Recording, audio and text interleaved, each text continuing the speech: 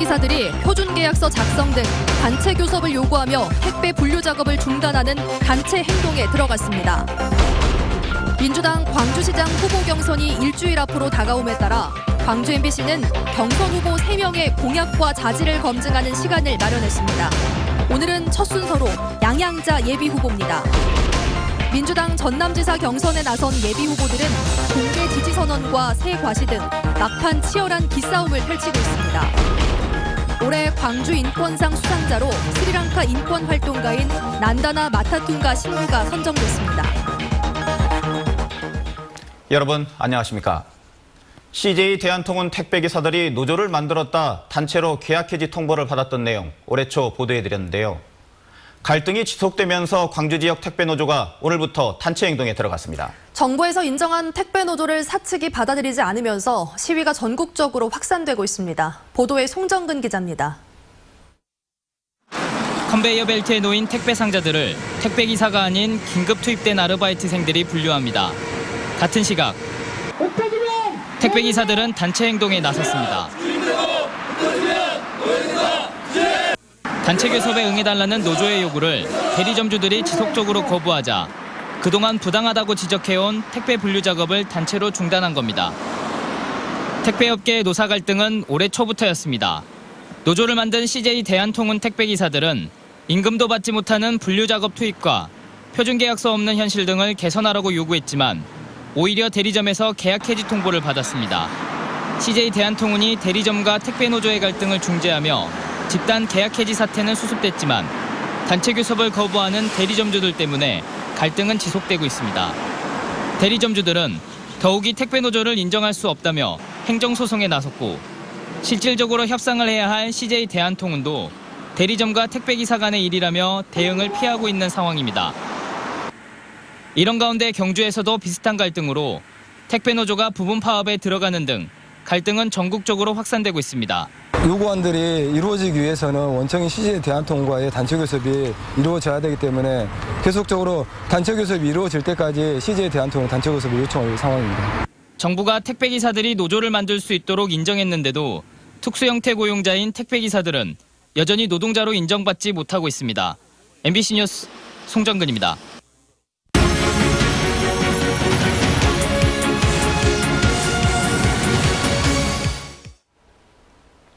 민주당의 광주시장 경선이 일주일 앞으로 다가왔습니다. 광주 MBC는 오늘부터 사흘간 민주당 경선 후보들을 검증하는 시간을 마련했습니다. 오늘 첫 순서는 양양자 예비후보인데요. 양 후보를 직접 만나기 전에 후보의 강점과 약점 등을 분석한 리포트 먼저 살펴보겠습니다. 윤근수 기자입니다. 고졸 출신의 삼성전자 첫 여성 임원, 흑수저 신화를 일궈낸 양향자 후보는 문재인 영입인사라는 타이틀도 갖고 있습니다. 역경과 한계를 스스로 극복하고 자수성가한 기업인이란 이미지는 양 후보에겐 플러스 요인입니다. 하지만 정치를 시작한 지 이제 불과 2년, 행정 경험 역시 부족합니다. 고등학교를 졸업하기도 전에 광주를 떠났다가 지난 총선 때 정치를 위해서 돌아왔기 때문에 광주와의 인연이 깊지 않다는 점도 약점으로 꼽힙니다. 다른 후보들이 가지지 못한 기업 경험과 상대적으로 젊다는 점, 그리고 여성 가산점 10%는 양 후보에게 기회 요인입니다. 양 후보가 경선 구도를 과거와 미래의 대결로 규정한 것도 이런 기회 효과를 극대화하기 위한 전략으로 보입니다. 하지만 이번 선거 출마의 목적이 광주시장보다는 2년 뒤 총선이 아니냐는 세간의 의심은 양 후보가 풀어야 할 숙제로 남아 있습니다. 2년 전 총선 때부터 주장해온 자동차 전장사업 유치나 이번에 새로 내놓은 518m 타워 건립 등 공약의 실현 가능성에도 물음표가 달려 있습니다. MBC 뉴스 윤문수입니다. 그럼 양양자 예비후보와 함께 직접 얘기 나눠보겠습니다. 안녕하십니까? 네, 안녕하십니까? 오늘은 후보님의 공약을 중심으로 주로 질문 드리겠습니다. 네. 먼저 대표 공약이죠. 센트럴파크 조성과 518m 빛의 타워 건립. 먼저 설명부터 해주시죠. 네, 새천년 새광주 그랜드 디자인 프로젝트입니다. 호남의 천년 먹거리의 미래 비전이라고 볼 수 있습니다. 네. 글로벌 기업 유치와 같은 산업을 한 축으로 두고 기업하기 좋은 도시, 사람이 오는 도시를 만들기 위해서 문화관광을 또 한 축으로 뒀습니다.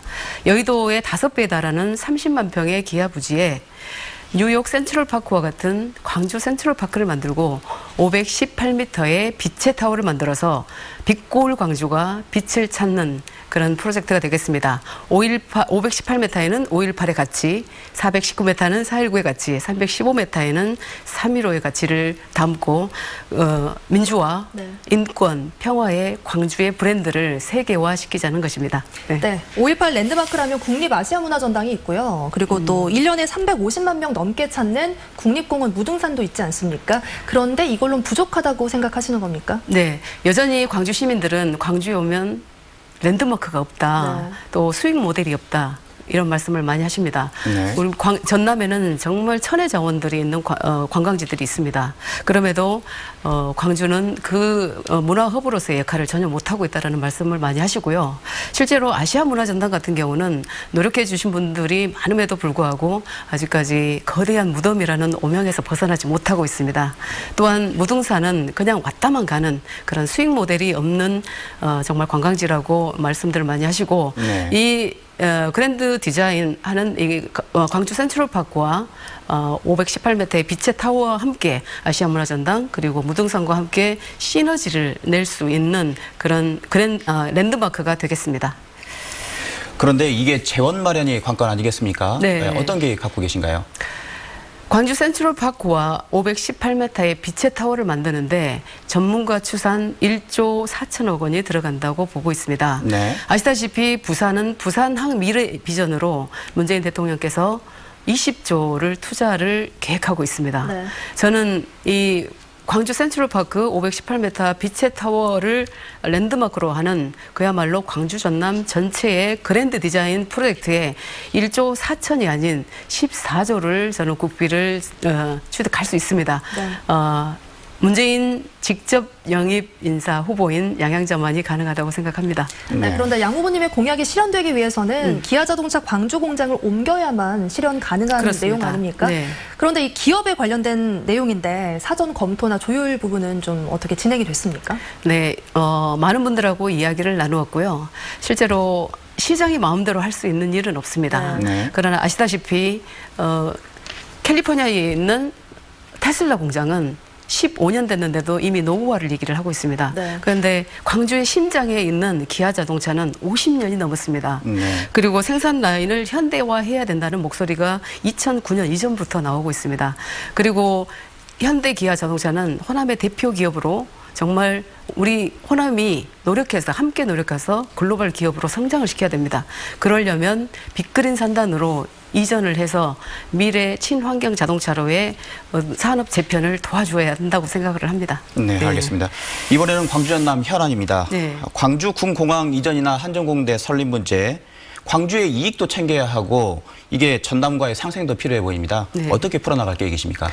그랜드 디자인 하에서 광주 군공항과 일반 공항은 이전이 필수적으로 아마 공감대가 형성이 될 것으로 보입니다. 네. 다만 송정역은 복합 환승센터를 만들고 그리고 도심 공항터미널로 해서 도시 접근성을 높이고 또 무안공항은 무안공항대로 국제 노선화를 다변화해서 공항으로서의 국제공항으로서의 면모를 갖춰주게 하면 된다고 생각합니다. 네. 그래서 그리고 한전공대는 어디다 위치할 것인가 보다는 네. 무엇을 할 것인가가 더 중요하기 때문에 광주 전남 지역 대학들과 함께 협의를 해 나가야 된다고 생각합니다. 네. 네. 이제 시간이 한 21초 정도 남았는데요. 네. 마지막으로 유권자분들께 하고 싶은 말씀 있으시다면 한 말씀 해주시죠. 완전히 새로운 대한민국은 문재인 대통령이 적폐청산으로 진행을 하고 있습니다. 완전히 새로운 광주를 위해 문재인의 선택 양양자입니다. 새천년 새 광주 그랜드 디자인 이 프로젝트에 광주 시민 여러분께서도 함께해 주십시오. 고맙습니다. 네, 상세한 설명 잘 들었습니다. 오늘 말씀 감사합니다. 고맙습니다.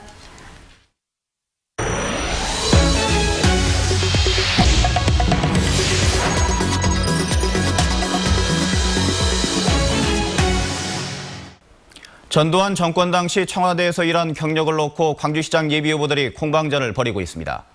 민주당의 강기정 예비후보는 전두환 정권 때 이용섭 예비후보가 청와대 사정수석을 보좌하는 핵심 실무자였다며 그때 무슨 일을 했는지 밝히라고 압박했습니다. 이에 대해 이용섭 예비후보는 4년 전 선거 때 이미 철저하게 검증했다는 5.18 단체 대표의 발언을 공개하며 5.18 정신을 정치적으로 악용하지 말라고 맞받았습니다. 민주당의 구청장 예비후보들이 경선 후보 결정을 앞두고 여론전을 펼치고 있습니다. 민주당의 구청장 예비후보들은 오는 19일로 예정된 광주시당의 경선 후보자 발표를 앞두고 기자회견 등을 통해 각자의 정책을 알리는 등 총력전을 펼치고 있습니다. 민주당의 5개 구청장 후보 경선에는 모두 24명이 참가한 가운데 광주시당은 오는 13일부터 면접 심사를 시작한 뒤 19일에 경선 후보를 발표할 예정입니다. 5.18 기념재단이 올해 광주 인권상 수상자로 스리랑카 인권활동가 난다나 마타툰가 신부를 선정했다고 밝혔습니다. 기념재단은 지난 2005년부터 10년 동안 스리랑카 민주주의 암흑기에 국가폭력 희생자들을 위해 헌신한 이력이 광주 인권상 취지에 부합하다며 선정 이유를 밝혔습니다. 난다나 신부는 내전 대응이라는 명분 아래 자행된 살인과 고문, 실종 등 국가폭력 피해자를 돕는 활동을 펼쳤습니다. 무등산권 세계지질공원의 인증 여부가 오늘 밤 결정됩니다. 유네스코 세계지질공원위원회는 오늘 밤 프랑스 파리에서 집행이사회를 열어 무등산권의 인증 여부를 결정할 예정입니다. 광주시는 국가지질공원으로 지정된 이후 3년여 동안 준비해왔기 때문에 유네스코의 인증을 통과할 것으로 기대하고 있습니다. 나주 금성산 자락에 맞춤형 산림복지와 체험 서비스를 제공하는 숲체험 전문시설이 들어섭니다. 산림청 한국산림복지진흥원은 나주 금성산에서 국립나주숲체원 기공식을 갖습니다.